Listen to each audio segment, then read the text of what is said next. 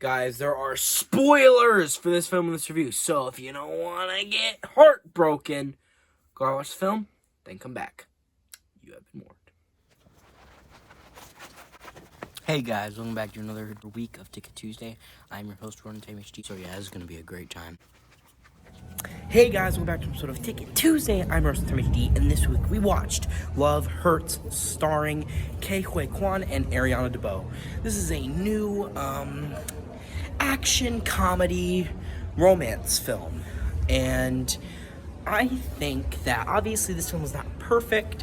I do think it probably has problems, but I enjoyed it. I thought it was fun. It was a good popcorn movie, you know? It was just a good, fun movie that you could sit down and have fun with. I don't really know how to explain it more, but before I go on a whole tangent, while I thought this film was fun, I'll tell you why I think this and more. Back to the house. This little spider monkey ninja got hopped. Ay, what the? Rose? Hey, Marv. Why did you come back?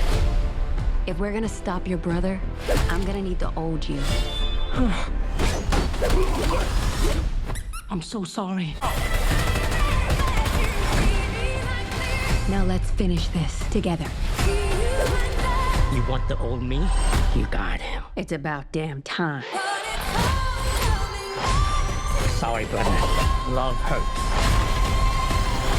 Hey guys, and welcome back to another episode of Ticket Tuesday. I'm your host, TMHD, and this week we watched Love Hurts, starring, Quan, Arianna DeBose, Sean Astin, Andre Erickson, and Daniel Wu, and Marshawn Beast Mode Lynch, who, if you don't know who that is, who I didn't before this, because I'm not much of a football fan, but he apparently was a big player for the Seahawks and led them to their first ever Super Bowl win at Super Bowl, 48?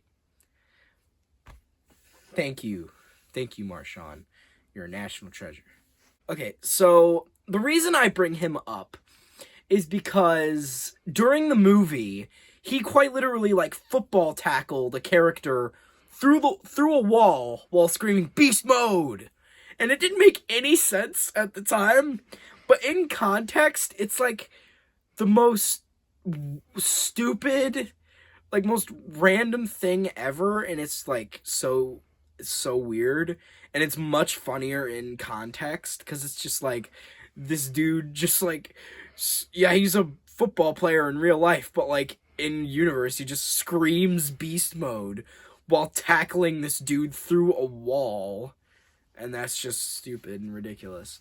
But anyway, to the movie.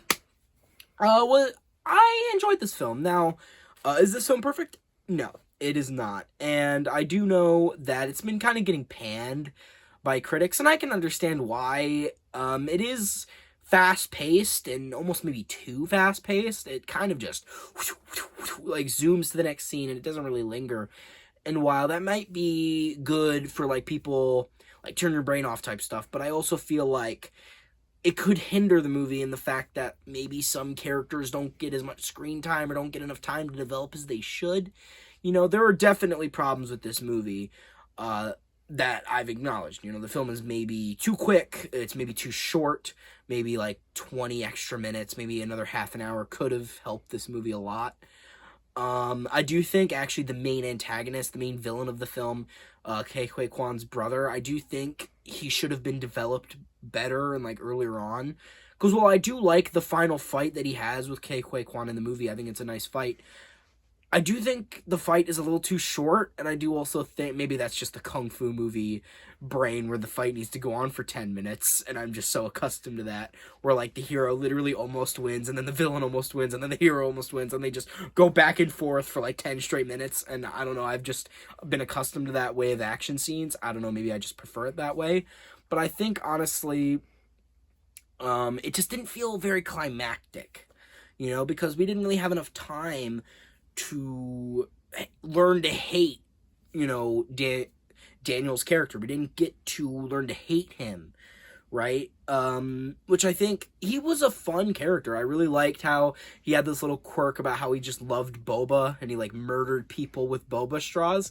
I thought that was a fun quirk, but like I wanted to know more about him. I wanted to know more about his evil, like devious ways, and also then like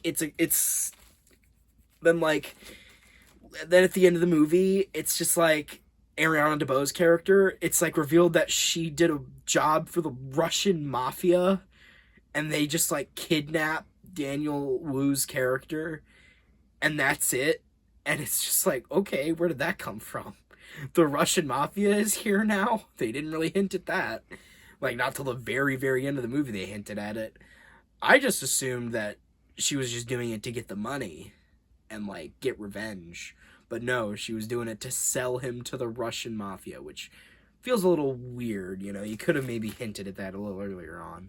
But there are a lot of problems with this movie. But I think, personally, I can look past that, because I did have fun with it.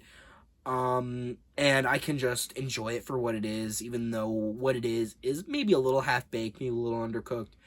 I do still like, I had a good time, right? And that's really all that's important to me.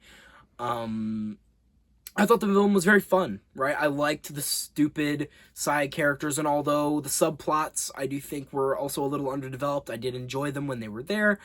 I do think that I liked Ke Huy Quan's character. I think definitely Ke Huy Quan could be, like, I think he should really be in more movies like this, because I think he can do really good in action movies, because he just has that energy, you know what I mean? He has that vibe to be in, like, action comedies. I really think he would be really good at it.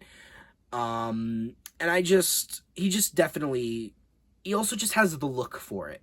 You know what I mean? Maybe not like a serious action movie, but like maybe not like just a normal action movie. Like, I totally think he should be in more action movies, because he did a great job with what he was given in this movie. Arianna DeBose, she did good too.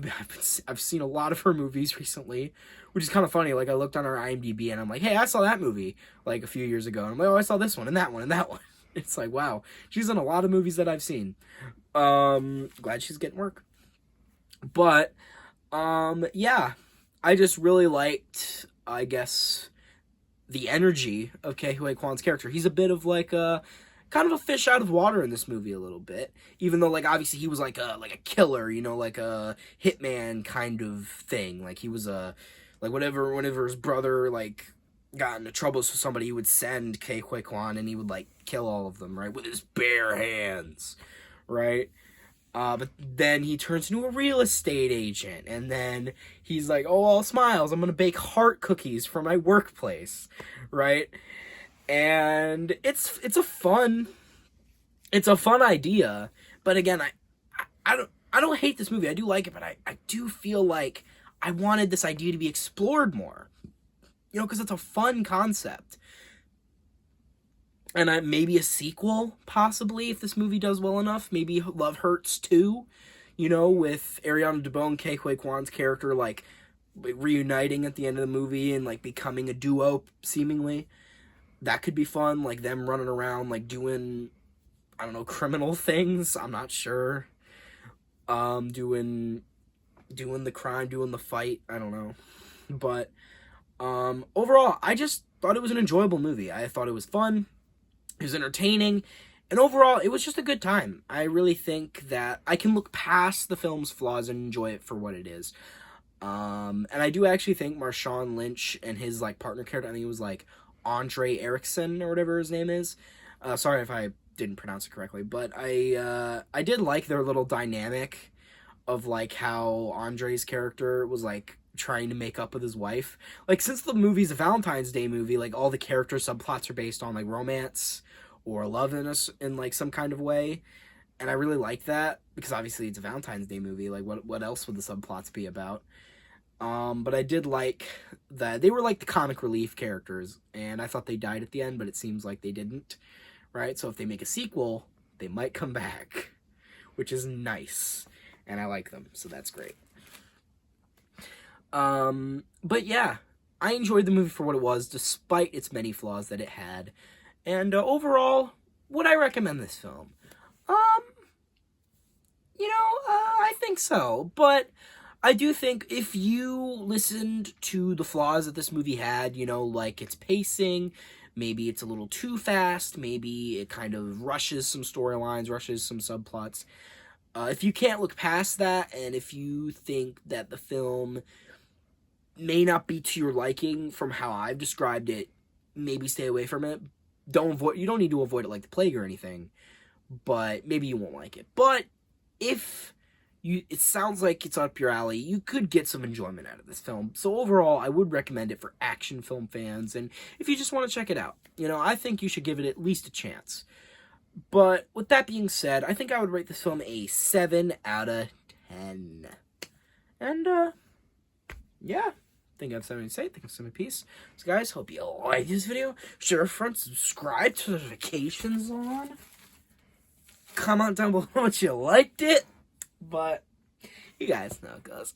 I didn't really say that. What I really meant to say is if you guys hated this video, unsubscribe, just hate me in the comments. And I'm going to take HD off to sell some real estate.